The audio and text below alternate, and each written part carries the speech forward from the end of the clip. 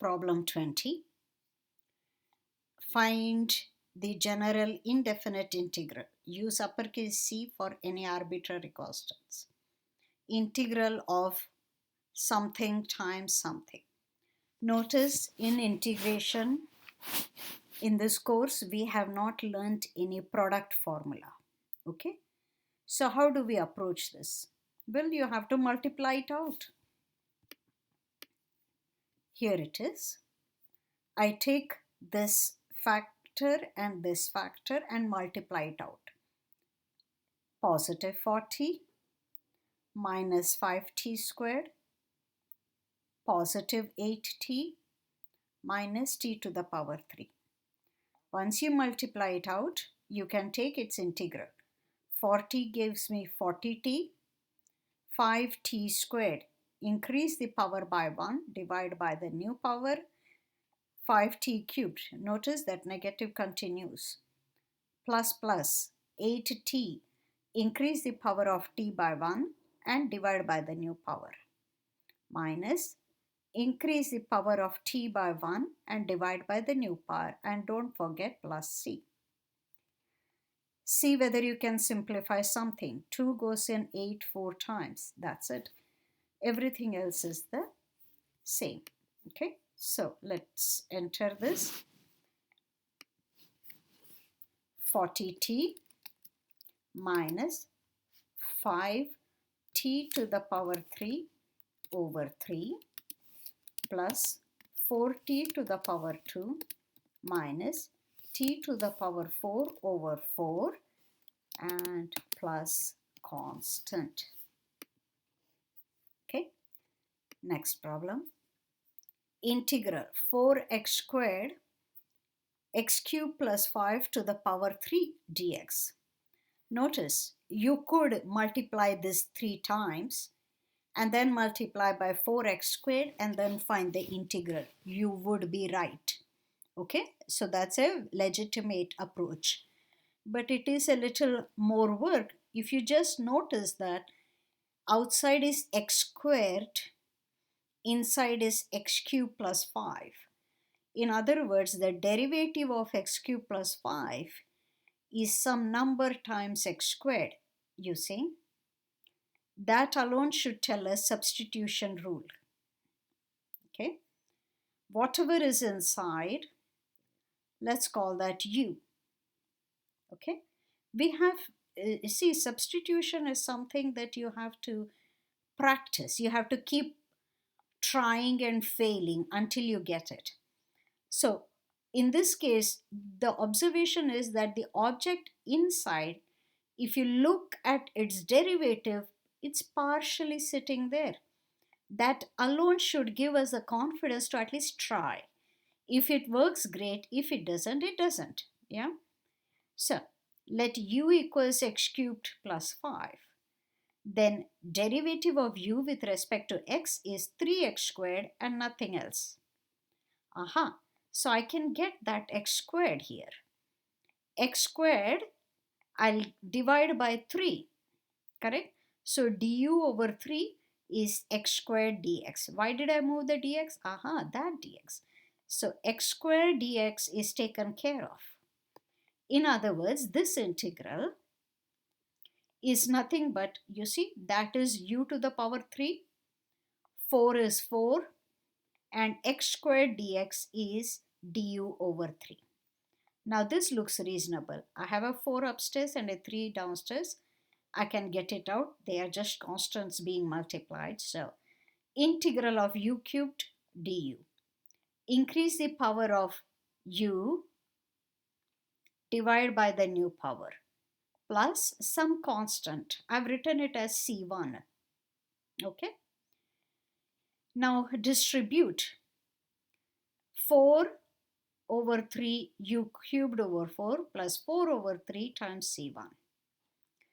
Simplify. This 4 cancels this 4. I have u to the power 4 over 3 plus, look, 4/3 times a constant is some other constant.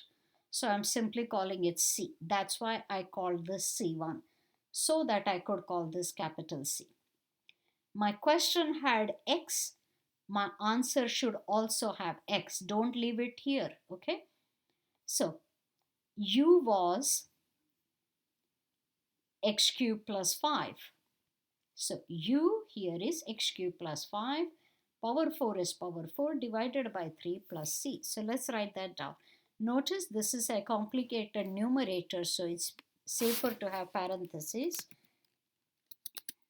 First, power 4 over 3 plus c.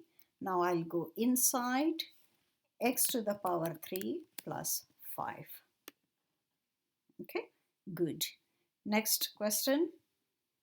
Integral sine power 3, so sine cubed x, cosine power 8 dx. Aha.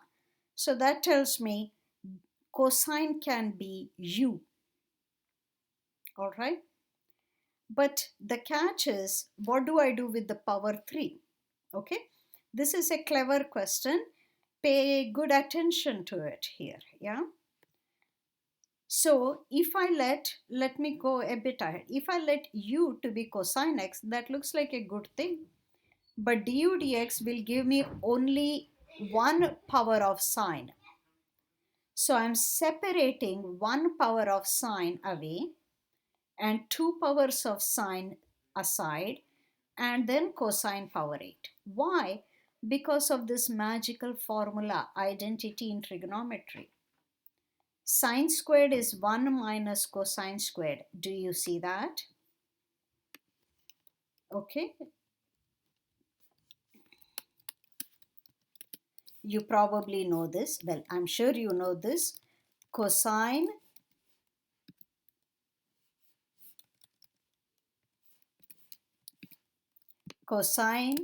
squared x plus sine squared x equals 1.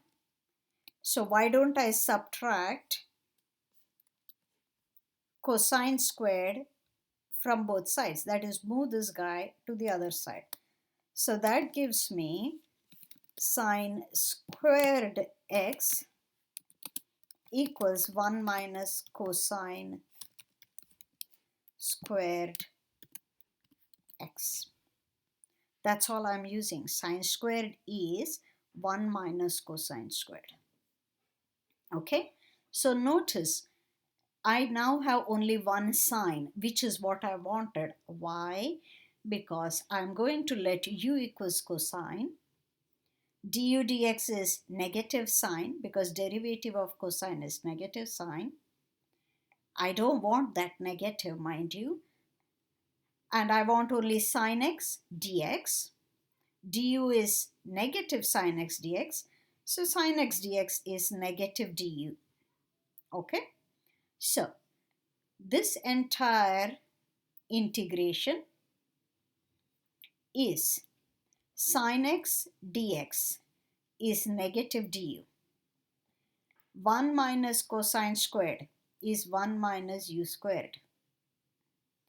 And cosine to the power 8 is u to the power 8. So notice there is no problem in using u equals cosine as long as the extra sine squared, right, that was living here got separated out as 1 minus cosine squared. So you needed trigonometric identity to get this done. Okay, so be aware of such tricks. Okay, so once you have that, now you are safe. Now this integration you can easily work with. That negative, well, pull it out. So you have a du. This u to the power 8, distribute. U to the power 8 minus. These two give me u to the power 10. With the negative outside, I can continue to integrate. Increase the power of u. Increase the power of u. Okay. Don't forget to distribute the negative. And you have a constant. Finally, your question was in terms of cosine, right? Cosine and sine. So your answer should not remain in u. It should go back to cosine or sine. So u was cosine, and that's your final answer. So let's type this in. Minus, I will use parenthesis over 9 plus parenthesis over 11 plus c. Okay, I don't want that extra dot here. The first parenthesis was cosine of x power 9, right? The second parenthesis is cosine of x power 11. Okay, don't forget, in web work, if your power has more than one digit or if it's a fraction, you need to put it in parentheses. Okay, now I'm not sure web work will accept cosine space x, so let me write down cosine parenthesis x. Same thing here, let me write down cosine parenthesis x because that's what it is. Okay, make sure you enter correctly. All right, good. So until next video then.